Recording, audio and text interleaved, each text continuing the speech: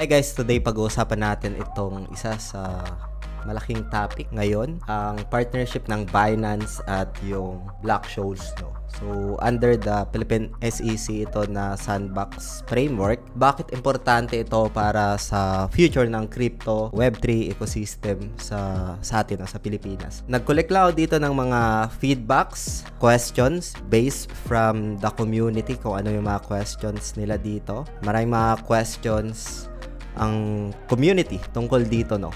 So, if you observe naman sa ating YouTube channel, halos karamihan or majority ng video natin dito is more of like comments, no.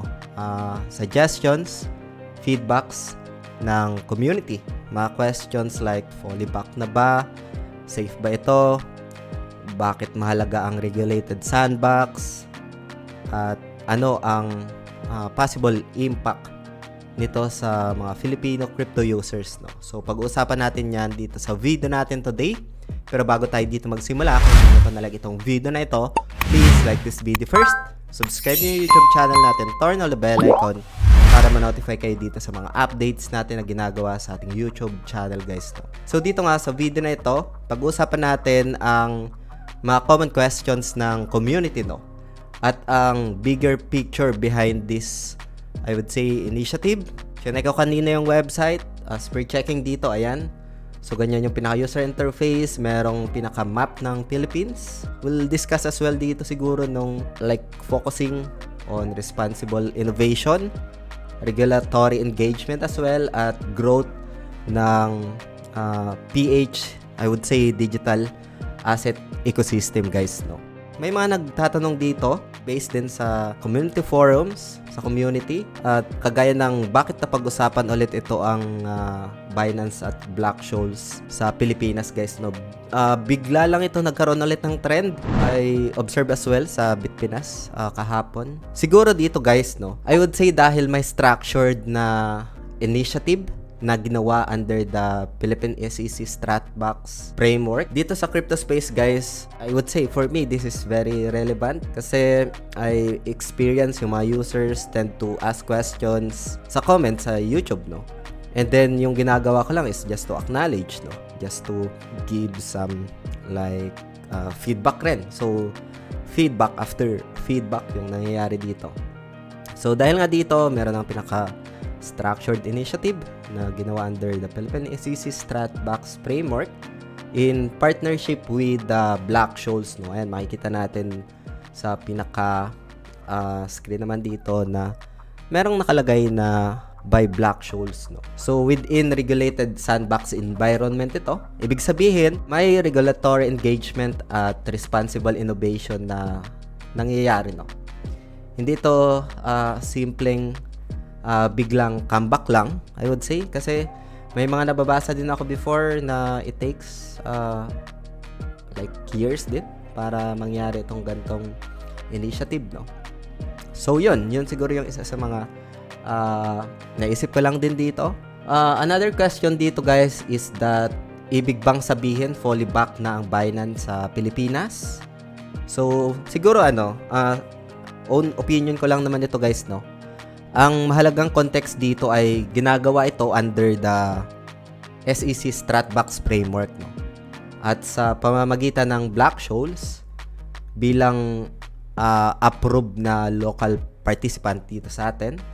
And siguro ang focus ay magkaroon ng tailored platform experience para sa users sa atin sa Pilipinas, subject to applicable regulatory requirements, no. Another questions pa dito is that bakit ito mahalaga para sa atin, Pinoy crypto users, no? So, for the past decade dito sa crypto space, ma-observe nyo naman yan sa ating YouTube channel, malakas na talaga yung pinaka-crypto adoption dito sa Pilipinas, no? Meron na ring pinaka-survey yan if mababasa natin online, no? So, may mga Web3 communities as well, gaming ecosystem, yung pumutok ang Axie Infinity, ay grabe yung crowd ng Pinoy during that time. Kasama na rin dyan yung remittance use cases dahil yung mga OFWs natin at yung active retail participation, guys, no. Maraming malulupit magagaling na trader dito sa Pilipinas. Kaya maraming users, no, na gusto ng access sa globally recognized platforms na may stronger infrastructure, mataas yung liquidity, may security systems, at mas maayos na user experience, no. So if we observe as well dito, meron silang tinatawag na SAFU. Ayan, SAFU Fund, or the Security of User Asset Fund, na na-establish noong 2018. Yun yung isa sa mga gusto ng users: user experience, security, mataas yung liquidity, stronger infrastructure, at compliant na paraan, no? So isa ito sa magandang developments dito sa Pilipinas, I would say. Again guys, it's my own opinion lang, and again, itong video natin today is just for ideas lang, no? It's my own opinion lang again, and I just want to share my experience dito. Q&A lang yung pinaka-atake siguro natin dito, just to answer yung feedbacks nyo dito guys, no? So sa mga nagtatanong. Next question dito guys is that, like, may nabasa ako na hindi pa masama ang regulation sa crypto. I would say hindi naman, no. Pero dati guys, no, nung nagsisimula ako, unang-una na criticize itong regulation dahil nga decentralized yung nature ng cryptocurrency. So the technology evolving, ang daming mga issues na nangyari, like what we observe, Luna crash, Lonsi drop, a drastic move, or nagkaroon ng dump, FTX collapse, no, yung mga scams. So walang pinaka-intervention na nangyayari. So yung regulation diyan pumasok, no. So kailangan na i-regulate itong mga gantong platform para mas magkaroon ng transparency and user protection, no. Globally kasi nag-i-evolve ang crypto regulation at nag-adjust din ang mga companies. Ang regulated sandbox environment ay nagbibigay ng space para sa innovation habang may safeguards at user protection, no. Kaya mas mabuti na mag-cooperate ang malalaking platforms sa regulators kaysa mapunta ang users sa risky and I would say unregulated na alternatives, no. So as mentioned, merong pros and cons in crypto space. If ever na yung unregulated na platform na yan is nagkaroon ng issues, and this kind of approach with regulation sa crypto ay potentially pwedeng ma-solve yung mga ganong problems, no. Next question, meron din ako nabasa, bakit importante ang Stratbox framework, no? Ito again guys, no, based from my experience pa rin ito. Before, walang ganito nagkakaroon ng issues sa mga users, pero walang as mentioned, walang agencies or walang Stratbox pa before. So itong Stratbox kasi, for me, no, I would say nagbibigay ng balance between innovation and then regulation, no. So nagkakaroon ng controlled environment na tinatawag para matest ang bagong technologies at services, habang may mga protection yung users, no. It's a user protection. Kasama na rin dyan yung market integrity, at yung napaka-importante is that yung tinatawag na regulatory oversight. So yan yung isa sa mga, I would say in my own opinion, bakit importante bakit nagkaroon ng gantong initiative, yung Stratbox na framework.